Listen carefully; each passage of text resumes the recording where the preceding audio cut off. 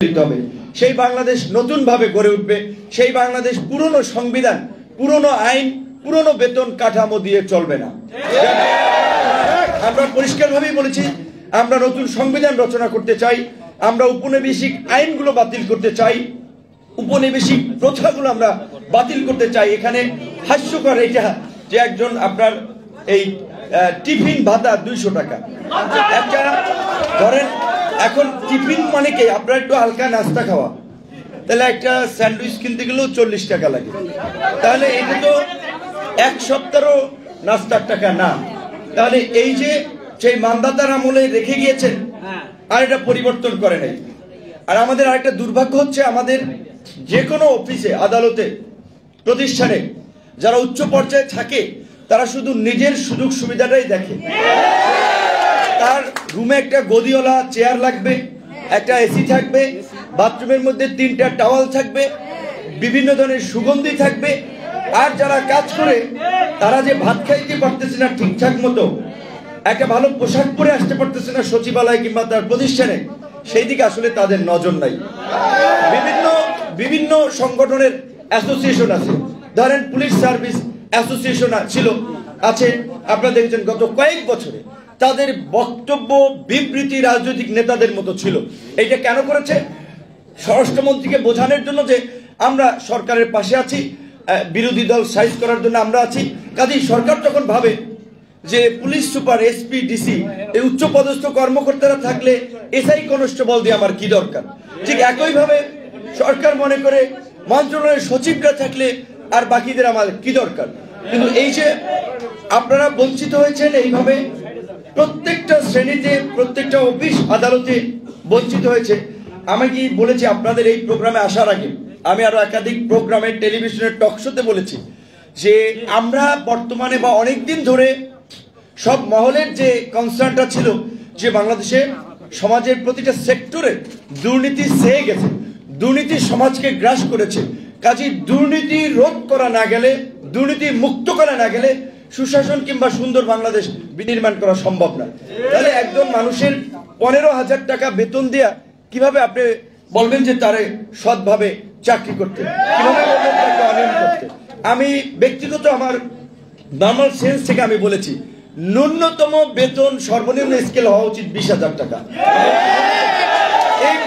এখানে তো বেতনের স্কেল 8,200 টাকা, সব মিলিয়ে ভাতা টাতা মিলিয়ে হচ্ছে 15,000 টাকা। এখনকার বর্তমান বাস্তবতায় একজন শ্রমিক, ধরেন যারা একেবারে যেটা বলে খেতে খামারও কাজ করে কিংবা ডে লেবারার, সেও কিন্তু 600 টাকা 700 টাকা তার মজুরি নেয়। অবশ্যই তারাও হাড়ভাঙা পরিশ্রম করে, আপনিও তো পরিশ্রমটা একইভাবে দিচ্ছেন। তাহলে আপনার যে মানে এইটা তো আমাদের স্বীকার করতে হবে, বাংলাদেশের আর্থ সামাজিক প্রেক্ষাপটে মানুষ মনে করে আপনি একটা সরকারি চাকরি করেন। আমাদের দেশের যেখানে আপনার অধিকাংশ মানুষই নিম্নবিত্ত, মধ্যবিত্ত, কাজী তাদের একটা চাকরিজীবী লোকের প্রতি তার আত্মীয় স্বজন, পরিবারে নানান রকম একটা প্রত্যাশা থাকে। এইটা সামাজিক বাস্তবতা, এইটা আমাদের অস্বীকার করার ওয়ে নাই। সো আপনি এই সমাজের সাথে তাল মিলিয়ে চলার জন্য তো আপনার বাধ্য হয়ে দুর্নীতি কিংবা অনিয়মের সাথে ইনভলভ হতে হচ্ছে। তো অবশ্যই আশা করি যে সরকার, বিশেষ করে এই সরকার পলিটিক্যাল সরকার না, কাজেই তাদের পলিটিশিয়ানদের মতো ধান্দাবাজির চিন্তা ভাবনা নাই। প্রথম আমি যেটা বিশ্বাস করি যে তারা এই পে স্কেল রিভিউ করে স্ট্যান্ডার্ড একটা নবম পে স্কেল তারা দিবে। বিশেষ করে আমি এখানে প্রথমে দেরিতে আসছি, আমি ক্ষমা প্রার্থী যে অনেকগুলো মানুষ কষ্ট করেছেন এই রুমে গাদাগাদি করে গরমের মধ্যে। কিন্তু আমি যদি আপনাদেরকে বলি, আসলে আমি জেল থেকে বেরোনোর পর 6 তারিখ আমার 2টো বাচ্চা, তারা দেখা যায় আমি অনেক সময় সকালে মানে বের হই, ঘুমাই, রাতে যে আমি 2টা 3টা 2:30টার দিকে তাদের দেখা পাই না অনেক ক্ষেত্রে, তারা সকালবেলা বাবাকে খুঁজে। তো আমি আমার পরিবারকে আসলে সময় দিতে পারছি না। টু বি অনেস্ট, দেখেন আমি একটু মানে সেলুনে যাবো, একটু চুল দাড়ি কাটাই দিই, এই টাইমটা আমি বাইর করতে পারছি না। টু বি অনেস্ট বললাম যে আমি মানে আমি অনেকগুলো বিষয়ের মধ্যে এনগেজ আছি, যার ফলে আমার নিজের চেয়ে আমি বাইরের মানুষের স্বার্থের বিষয়টাকে প্রেফারেন্স দিচ্ছি। যেই কেন অনেক কষ্ট হলেও ভাইদেরকে অনেক আগে আমি সময় দিয়েছিলাম, আমি আসছি। আপনাদের বিশেষ করে এখানে যেটা বৈষম্য হচ্ছে, এটা একটা চরম বৈষম্য, এটা একটা অমানবিক। বিশেষ করে এই যে যেটা এখানে আমাকে এক ভাইটা চিঠি দিল, বলল যে 92-তে আমরা একসাথে আন্দোলন করলাম, সচিবালয়ের লোকেরা প্রথমে আমাদেরকে বাইপাস করে তাদের সুবিধা অনুযায়ী তারা কিছু সুবিধা পেল, চুপচাপ হয়ে গেল। পরবর্তীতে বঙ্গভবন, গণভবন কিংবা আরো কয়েকটা জায়গা থেকে তাদেরকেও টেনে নিয়ে আসা হলো, আর আপনাদের পক্ষে থাকলো না কেউ। তো এই যে আমাদের মধ্যে মানে স্বার্থপর চিন্তা ভাবনা, দেশের বৃহত্তর স্বার্থে ক্ষুদ্র স্বার্থ ত্যাগ করতে হবে। আমি কেন ভালো থাকবো, আমি সবাইকে নিয়ে ভালো থাকবো। আমাদের দেশের এমপি, মন্ত্রী বলেন, সচিব বলেন, তাদের বুকের ব্যথা হলে অনেকে সিঙ্গাপুর চিকিৎসা নিতে যায়, থাইল্যান্ড চিকিৎসা নিতে যায়, লন্ডন চিকিৎসা নিতে যায়। আমার আপনার সর্বোচ্চ শেষ ভরসা প্রাইভেটের মধ্যে ধরেন যদি যান ল্যাভিড, পপুলার, ইগনেসিনা, তারপরে আবার প্রাইভেট হসপিটালগুলোতে না, যেটা বলছি যে যদি প্রাইভেট ধরেন, আর ঢাকা মেডিকেল সহ সরকারি হসপিটাল তো আমাদের সেখানেই লাস্ট ভরসাটা যেতে হয়। সেই ঢাকা মেডিকেল যদি দেখেন, আমার মনে হয় পৃথিবীতে কম এরকম হসপিটাল আছে বারান্দায় মেঝেতে মস্তিষ্কের খুলি বাইর করা ওই রুগী বারান্দায় ভর্তি। এখন ঢাকা মেডিকেল কেন এই লোকগুলোকে নিচ্ছে? কারণ দুনিয়ার সমস্ত রুগী ঢাকা মেডিকেলের ডাইরেক্টর যেটা বলে, ভাই সব জায়গায় রিফিউজ করলে আমরা রিফিউজ করতে পারি না, আমাদের কাছে পাঠিয়ে দেয়। তাহলে আমাদের দেশে অন্তত 8টা, এই যে 10টা বিভাগ, এই 10টা বিভাগীয় পর্যায়ে বিএসএমএমইউ কিংবা ঢাকা মেডিকেলের মতো 10টা মেডিকেল প্রয়োজন, কিন্তু দুঃখজনক করে নাই। দেখেন এই যে বিএসএমএমইউ একটা সুপার স্পেশালাইজড হসপিটাল করছে, এটা কোরিয়ান এক্সিম ব্যাংক এবং একটা সংস্থা করছে, 1,500 কোটি টাকা বরাদ্দ দিয়েছে যে তোমাদের দেশের মানুষ ভালো চিকিৎসা পাবে। এই যে আমাদের যেটা চোরের খনি আমরা পেয়েছিলাম, এইখানে প্রত্যেকটা সেক্টরে অনিয়ম করেছে এবং ওদের কমিটমেন্ট ছিল আরেকটা হসপিটাল করা, ওরা সরে গেছে, ওরা আর করে নাই। তো নিশ্চয়ই এই যে দুর্নীতি এবং অনিয়ম রন্ধ্রে রন্ধ্রে বসে আছে, এই সরকার যদি আমাদের তাদের, আপনারা যেমন আমাকে এখানে ইনভাইট করেছেন যে আমরা আন্দোলন করেছি, সরকারের সাথে আমাদের একটা সরাসরি যোগাযোগ আছে, আমাদের ছাত্র বন্ধু থেকে শুরু করে আমাদের শুভাকাঙ্ক্ষী যারা পরিচিত খুব ক্লোজলি ছিল, তাদেরকে আমরা সরকারে পাঠিয়েছি আমাদের চিন্তা ভাবনার প্রতিফলন এবং বাস্তবায়ন করার জন্য। সেই জায়গা থেকে আপনারা মনে করেছেন এটা তুলে ধরার জন্য আমি কিছুটা রোল প্লে করতে পারি, আমার রোলটা আমি নেব।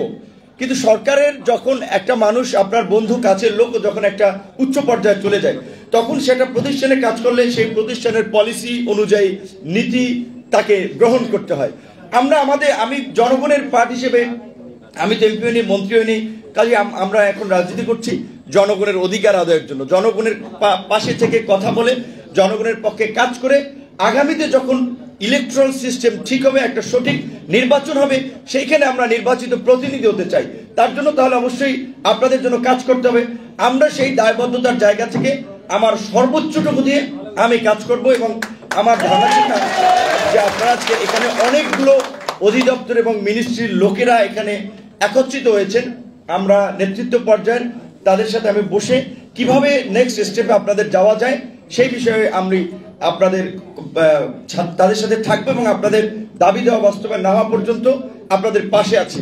আমার একটা বিশেষ ব্যক্তিগত অনুরোধ থাকে আপনাদের প্রতি, আমরা চাই ঢাকা মেডিকেলে কোনো মানুষ চিকিৎসা নিতে গিয়ে, একটা গরিব মানুষ, একটা অসহায় মানুষ, তার ধরেন গ্রাম থেকে একটা মাজা ভাঙ্গা রুগী নিয়ে আসছে, কিংবা একটা কূপ লেগেছে, সিনথেটিক ছুরি লেগেছে, একটা কি বলে আপনার ট্রলি প্রয়োজন।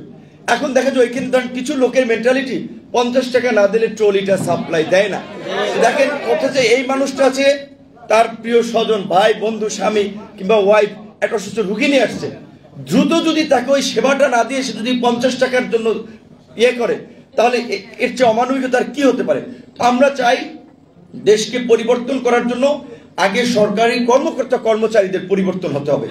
তার জন্য আমরা আপনাদের সুযোগ সুবিধা পরিপূর্ণ নিশ্চিত করার আমরা দাবি জানাই এবং আমরা জানাচ্ছি।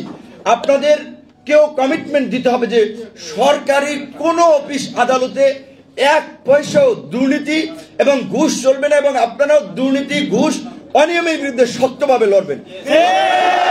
আপনারা যেখানে দাবি জানিয়েছেন যে দ্রব্যমূল্য বাজারের সাথে সঙ্গতি রেখে এই বেতন নির্ধারণ, আমার বিশ্বাস এখানে ধরেন যেটা আমরা বলেছি, আমাদের যে প্রধান উপদেষ্টা তিনি তো কোনো রাজনীতিবিদদের মতো জটিল কুটিল মানুষ না, কাজেই তিনি আন্তর্জাতিক বিভিন্ন সংগঠনে কাজ করেছেন। তিনি জানেন যে ইন্টারন্যাশনালি শ্রমিক কিংবা যারাই কাজ করে তাদের স্ট্যান্ডার্ডটা আছে, তারা কত ঘন্টা পরিশ্রম করবে, কত ঘন্টা পরিশ্রম করলে ওভারটাইমে কি বেতন দিতে হয়, বাংলাদেশের প্রেক্ষাপটে কতটুকু করা উচিত।